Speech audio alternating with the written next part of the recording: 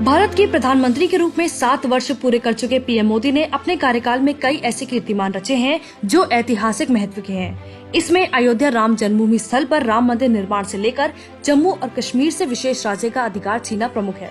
प्रधानमंत्री मोदी की ईमानदार और लगातार मेहनत करने की छवि ही कहेंगे कि जातिगत समीकरणों से उठकर जनता ने बीजेपी को वोट किया। नतीजा था कि 2014 लोकसभा चुनाव में 282 जीतने वाली बीजेपी ने 2019 लोकसभा चुनाव में 303 सीटों पर जीत दर्ज करके अपना पुराना कीर्तिमान तोड़ दिया।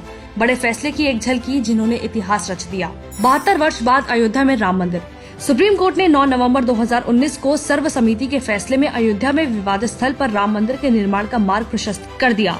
आज मंदिर का निर्माण जोर शोर से हो रहा है। पूरे देश में इस ऐतिहासिक फैसले को लेकर खुशी है। 34 वर्षों से लंबित नई राष्ट्रीय शिक्षा नीति लागू। शिक्षा क्षेत्र में बड़े सुधार करने के लिए केंद्रीय कैबिनेट ने नई शिक्षा नीति को मंजूरी दी। इसका उद्देश्य एजुकेशन सिस्टम को पूरी तरह बदलना है और इसे बेहतर बनाना है। भारत फ्रांस के बीच राफेल विमान सौदा। 6 जनवरी 2016 भारत फ्रांस के बीच अत्याधुनिक राफेल विमान खरीदी समझौते पर हस्ताक्षर किया गया। यूपीए सरकार में विमान खरीदी का मामला ठंडे बस्ते में जाने के बाद पीएम मोदी ने साल 2015 में फ्रांस से पूरी तरह से तैयार 36 राफेल विमानों के नए सौदे की घोषणा की। अभी तक 20 से ज्यादा राफेल भारत पहुंच चुके हैं। 70 वर्ष बाद करतारपुर कॉरिडोर की मांग पूरी। पिछले 70 सालों में भारतीय सिखों को जिस करतारपुर कॉरिडोर का बेसब्री से इंतजार था, वो इंतजार खत्म हो गया। गुरु नानक देव की 550वीं जयंती पर प्रधानमंत्री नरेंद्र मोदी ने करतारपुर गलियारे के रास्ते पाकिस्तान के पंजाब प्रांत में स्थित गुरुद्वारा दरबार साहिब जाने वाले इंटीग्रेट चेक पोस्ट का उद्घाटन किया। 71 वर्ष बाद अनुच्छेद 370 खत्म। भारत सरकार ने जम्मू कश्मीर को विशेष राज्य का दर्जा देने वाले संविधान के अनुच्छेद 370 और 35A को खत्म करने का फैसला किया। इसका नतीजा है कश्मीर से आतंक का सफाया और आज शान से भारत का झंडा लाल चौक पर फहराया जा रहा है। 34 वर्ष पुराने ऐतिहासिक ट्रिपल तलाक मुद्दे का समाधान। 25 जुलाई 2019 को संसद ने मुस्लिम महिलाओं को 3 तलाक देने की प्रथा पर रोक लगाने के लिए प्रावधान वाले एक ऐतिहासिक विधेयक को मंजूरी दी। विधेयक में 3 तलाक का अपराध सिद्ध होने पर संबंधित पति को 3 साल तक की जेल का प्रावधान किया गया। 23 वर्ष बाद हल हुआ शरणार्थी संकट। नागरिकता संशोधन विधेयक संसद में पास होने के बाद केंद्र सरकार द्वारा देश में CAA को 10 जनवरी 2020 से प्रभावी करने की घोषणा की गई। इस कानून के तहत पाकिस्तान, बांग्लादेश और अफगानिस्तान से गैर मुस्लिम शरणार्थियों को भारतीय नागरिकता प्रदान की जाएगी। देश को समर्पित नेशनल वॉर मेमोरियल 60 वर्ष बाद पूरा हुआ। देश की रक्षा में प्राण न्यौछावर करने वाले शहीदों की याद में निर्मित राष्ट्रीय समर संग्रहालय की परिकल्पना 1961 में की गई थी।